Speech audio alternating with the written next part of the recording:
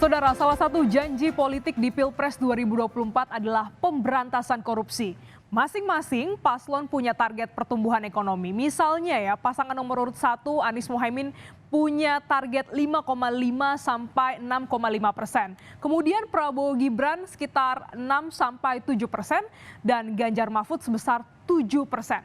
Apakah target ini bisa tercapai jika korupsi masih ada? Saya Gladys Oktania membahasnya dalam Kompas Bisnis untuk Anda. Kita bedah terlebih dahulu, saudara, apa yang akan dilakukan para pasangan capres dan cawapres ini untuk memerangi korupsi. Pertama, sesuai dengan nomor urut, kita lihat bagaimana janji dari paslon Anies Baswedan dan juga Muhaimin Iskandar. Setidaknya ada 7 poin promosi berantas korupsinya.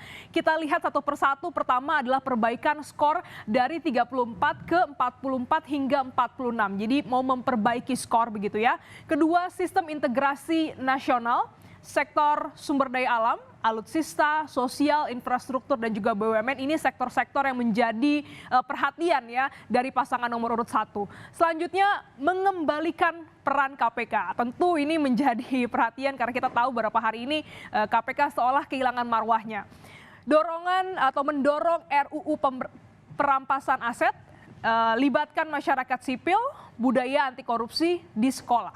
Kira-kira itu dia 7 poin untuk pasangan Anies Baswedan dan juga Muhaimin Iskandar. Dan kalau untuk pasangan nomor urut 2 ya sebenarnya nggak kalah ya.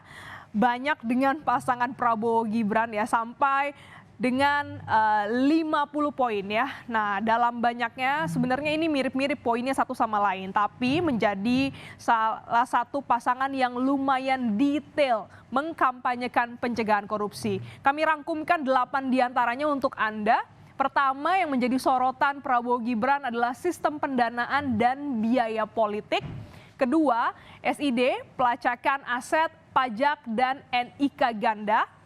Perkuat KPK, kepolisian, kejaksaan, dan juga kehakiman, mencabut PP 78 tahun 2016 dan juga upah minimum. Edukasi anti korupsi, perlindungan perdesaan, sumber daya alam, dan perubahan, mendorong ease of doing business, tata kelola migas sesuai dengan pasal 33 Undang-Undang Dasar 1945. Nah, bagaimana dengan pasangan nomor urut 3, Ganjar Pranowo dan juga Mahfud MD? Ini dia ada 3 poin utama ya. Di antaranya adalah dukungan teknologi informasi, penguatan KPK, Kejaksaan, dan Polri, amankan aset negara.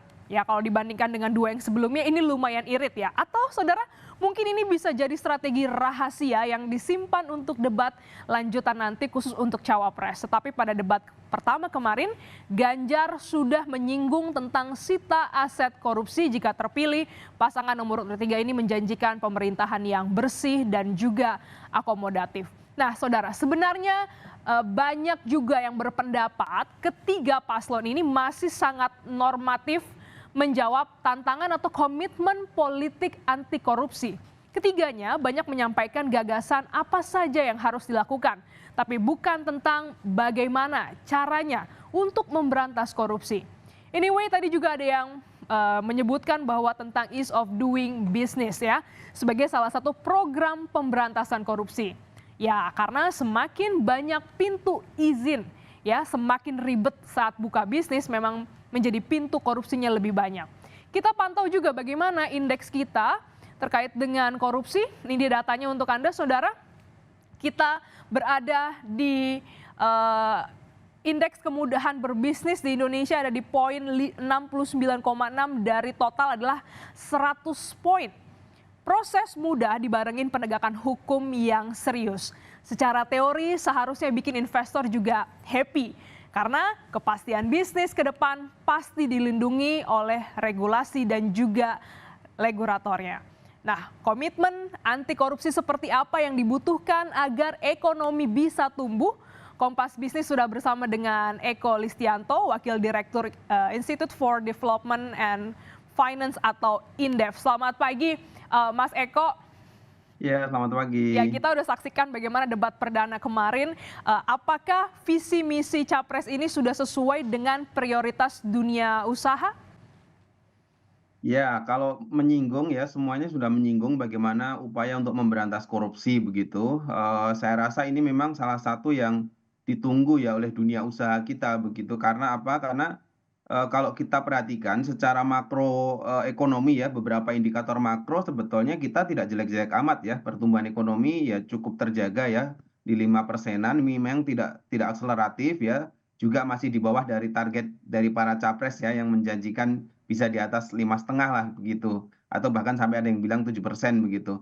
Nah, tetapi problem yang lain dan ini problem kelembagaan ya yang sampai saat ini terus, menggelayuti dari, ekonomi kita itu adalah, soal efisiensi birokrasi ya. Jadi bagaimana kemudahan bisnis itu masih menjadi kendala yang, eee katakanlah indikator makro yang lain bisa membaik, tapi yang ini tetap stagnan begitu, secara umum gitu, Mbak. Jadi, ini ya jadi problem gitu. Jadi, ya saya rasa sudah ada dalam, paparan mereka, dalam visi misi mereka, tapi memang yang dibutuhkan oleh dunia usaha itu adalah benar tadi, bagaimana caranya begitu. Kalau komitmen semua berkomitmen gitu, tapi bagaimana caranya ini harus detail kan begitu ya, sehingga nanti pengusaha bisa melihat ya perbedaan di antara, ide-ide dari para capres ini begitu.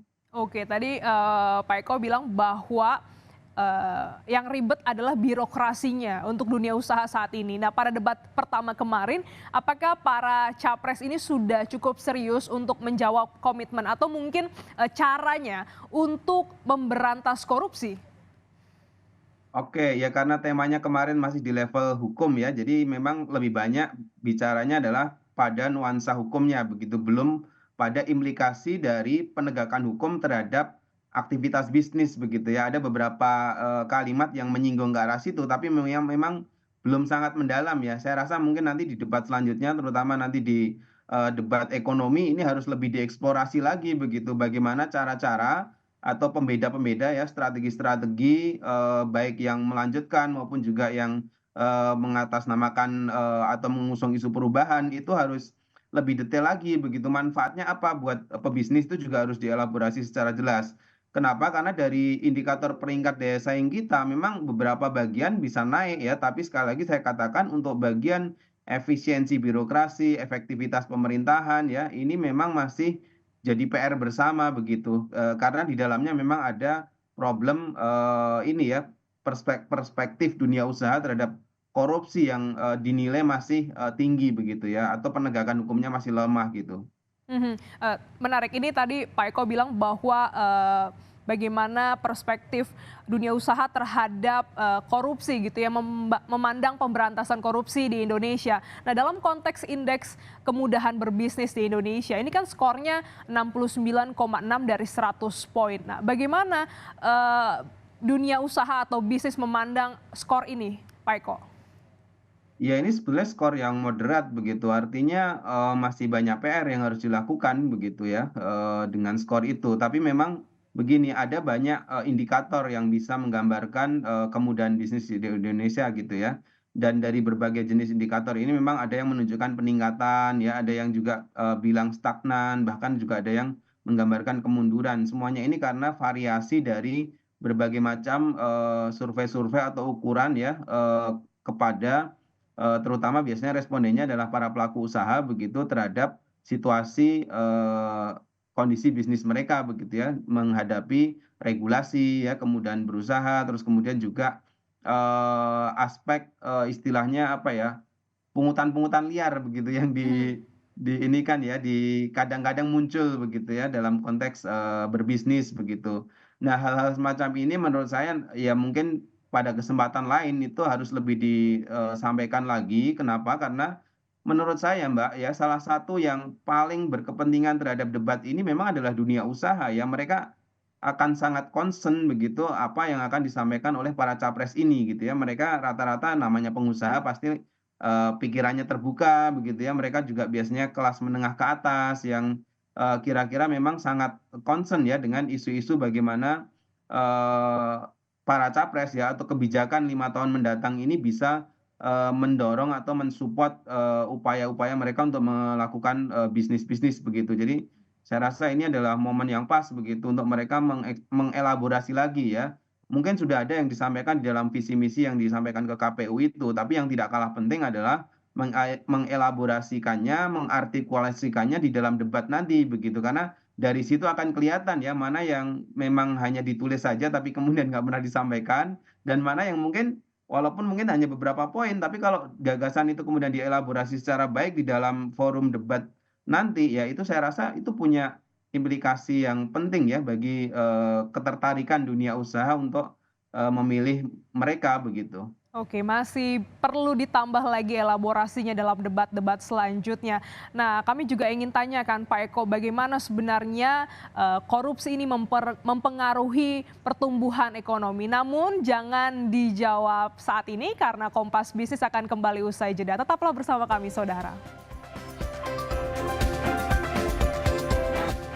Anda masih menyaksikan Kompas Bisnis dan kami masih dalam dialog membahas terkait dengan bagaimana komitmen para pasangan calon presiden dan wakil presiden ini memberantas korupsi dan kaitannya dengan dunia usaha. Masih bersama dengan kami Pak Eko dari Indef. Pak Eko, tadi kita juga sudah singgung bagaimana dunia usaha memandang pemberantasan korupsi. Kalau kita lihat lagi dari awal, 3 pasangan calon presiden dan calon wakil presiden ini sudah punya target untuk pertumbuhan ekonomi. Beragam angkanya. Pasangan nomor urut 1, 5,5 sampai 6,5%. Nomor urut 2, 6 sampai 7%. Dan nomor urut 3 ini sekitar 7%. Nah, sebenarnya seberapa besar korupsi menghambat pertumbuhan ekonomi di Indonesia? Iya, kalau, melihat dari target-target itu sebetulnya ketiga-tiganya ini, istilahnya ya, masih dalam range realistis lah begitu. Karena tentu saja sebagai, capres harus menjanjikan hal yang lebih baik kan ya dari pertumbuhan kita sebelumnya ini cuma 5%-an begitu, Mbak Glenis ya. Dan kalau kita lihat, kaitannya dengan korupsi ya memang salah satu yang membebani ya pertumbuhan kita tidak akseleratif, itu memang adalah faktor, korupsi begitu kalau kita bedah lebih jauh ya ke dalam ininya ya, faktor utamanya adalah institusi ya yang tidak, bergerak lincah kira-kira begitu. Nah ini bisa kita lihat pertama dari, persepsi-persepsi dunia usaha ya yang sering dilakukan survei itu juga menggambarkan demikian, tadi kita sudah bahas itu. Nah, hal lainnya adalah kalau kita mau ya pertumbuhan kita itu cukup tinggi dan mau menjadi negara maju ke depan memang, pertumbuhan kita setidaknya, eee, rata-rata itu harus 6%-an ya, itu dalam range sampai 2045, ke depan begitu. Nah, mewujudkan pertumbuhan 6%-an ini tentu saja tidak cukup hanya, dari faktor-faktor ekonomi semata begitu, memang butuh faktor non ekonomi yaitu penegakan hukum ya. Aturan, berusahanya harus jelas ya, kepastian hukumnya harus jelas begitu dan birokrasinya harus efisien ya. Kalau pemerintahannya, birokrasinya tidak efisien memang sulit mencapai, target-target tersebut ya, siapapun presidennya begitu. Sehingga saya rasa memang ya, ini bagian penting begitu dan satu lagi, kalau kita lihat ya perkembangan dari negara-negara di dunia ini yang bisa menjadi negara maju hingga saat ini memang tidak ada itu negara yang, tingkat korupsinya tinggi tapi negaranya bisa maju ya. Mhm. Memang semua negara maju adalah negara yang menegakkan aturan institusinya begitu, aturan hukumnya begitu. Oke, menarik, ini menjadi catatan negara maju adalah negara yang menerapkan peraturan ya, institusinya begitu ya, dan ini juga didukung nanti hasilnya kita lihat dalam pertumbuhan ekonomi. Nah, Pak Eko, dunia usaha ini kan tidak hanya swasta ya, tapi juga ada banyak milik negara alias BUMN. Belum ada komitmen yang dilempar dalam pemberantasan korupsi di tubuh BUMN. Padahal kita tahu juga banyak sekali kasus korupsi di tubuh BUMN, misalnya dana pensiun, perusahaan konstruksi, bahkan sampai BUMN operator jalan tol seperti Jasa Marga. Lantas bagaimana caranya pemberantasan korupsi juga dimulai dari BUMN? Ya, saya rasa ini bagian dari, apa ya, upaya penegakan hukum yang sangat penting begitu. Bagaimana memulai dari lingkaran terdekat ya, kekuasaan itu sendiri ya, BUMN, di mana BUMN itu kan, pemegang saham mayoritasnya adalah pemerintah gitu. Jadi pemerintah itu berkuasa penuh ya terhadap, bagaimana mengelola BUMN begitu. Nah, dari sini kalau kemudian di BUMN saja masih terjadi, korupsi ya, kejadian kasus-kasus korupsi.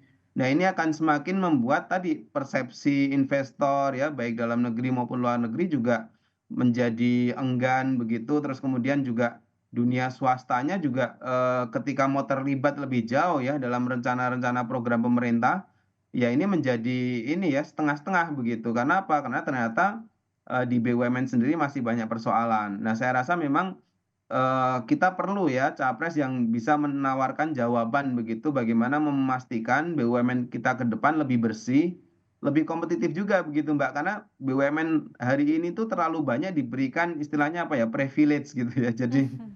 tidak perlu untung gitu ya, yang penting pokoknya mengerjakan, proyek-proyek strategis nasional pemerintah. Padahal kemudian yang terjadi adalah banyak bleeding di sana sini ya, laporan keuangannya jadi, apa istilahnya, ya jadi kacau begitu ya, strategi-strategi profitnya menjadi tidak terlaksana, banyak karena memang penugasan-penugasan yang, sifatnya sangat politis. Padahal namanya bisnis itu harus ada hitung-hitungan ekonomi, harus ada competitiveness-nya juga begitu. Kalau semuanya katakanlah katakanlah dilakukan ya, budgeting-nya itu diinikan oleh BUMN itu sendiri, memang akan muncul nih persoalan-persoalan markup lah begitu ya, karena tidak ada istilahnya kompetitor di situ gitu. Nah, Mhm. ya mungkin ke depan harus didorong ya bagaimana, pendekatan BUMN ini lebih market base ya, bersaing dengan swasta sehingga kita bisa tahu, seberapa efisien mereka dan pada akhirnya itu akan mendorong BUMN untuk lebih bersih begitu.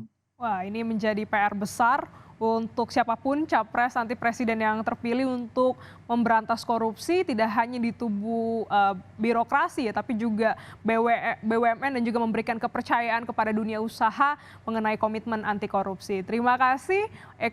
Bapak Eko Listianto, Wakil Direktur Indef telah bergabung dalam Kompas Bisnis pagi hari ini. Sehat selalu Bapak. Ya, sama-sama.